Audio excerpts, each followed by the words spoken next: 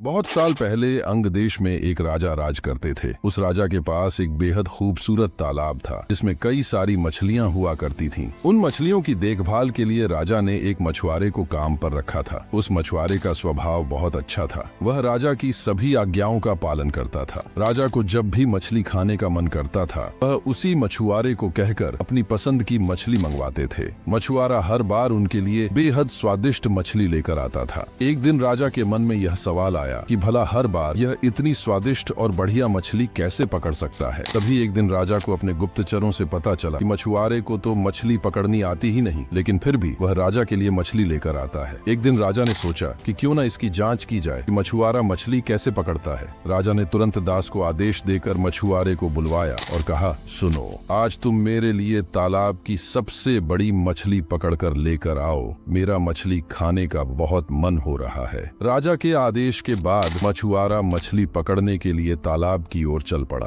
राजा भी दबे पांव उसके पीछे पीछे चल पड़े। तालाब के पास पहुंचते ही मछुआरे ने एक मंत्र पढ़ा और तालाब की सबसे बड़ी मछली उसके पैरों के पास आकर गिर पड़ी। फिर मछुआरे ने तालाब को झुककर प्रणाम किया और वहां से महल की ओर निकल पड़ा। राजा पीछे से सब कुछ छिपकर देख रहे थे। यह नजारा देख उन्हें बहुत आश्चर्य हुआ। फिर वह भी अपने महल की ओर चले गए। एक दिन मौका देखकर राजा ने मछुआरे से उसके मछली पकड़ने की विधि के बारे में पूछा। राजा ने कहा, तुम ऐसा कौन सा मंत्र जानते हो जिसके बोलते ही मछली खुद ब खुद तुम्हारे पास आ जाती है? कृपा करके मुझे भी वह मंत्र सिखा दो। राजा की बात सुनकर मछुआरा अचरज में पड़ गया। उसने कहा, क्षमा कीजिए महाराज, मैं इस मंत्र का उच्चारण आपको नहीं सिखा सकता हूँ। राजा शांत नहीं बैठे। वह मछुआरे से बार बार मंत्र सीखने की जिद करने लगे। अंत में मछुआरा मजबूर हो गया और उसने राजा को वह मंत्र सिखा दिया। मंत्र सीखने के बाद एक दिन राजा तालाब के किनारे अकेले गए और उस मंत्र का उच्चारण किया। तभी एक मछली उनके पैरों के पास आकर गिर पड़ी। इसके बाद राजा बहुत खुश हुए। उनकी खुशी का कोई ठिकाना नहीं था। वह सबको यह बात बताना चाहते थे। एक दिन मौका देखकर उन्होंने अपने दरबार में सभी लोगों को इस मंत्र के बारे में बता दिया। राजा की बात सुनकर सभी बहुत चकित हुए और उन्होंने पूछा कि इस मंत्र के बारे में उन्हें किसने बताया। इस पर राजा ने कहा, बहुत समय पहले वह एक महान ऋषि से मिले थे। उन्होंने ही इस मंत्र के बारे में उन्हें यह जानकारी दी थी। राजा की बात सुनकर सभी मंत्री भी इस बात की सच्चाई जानने के लिए तालाब के किनारे पहुंचे और मंत्र का उच्चारण करने लगे।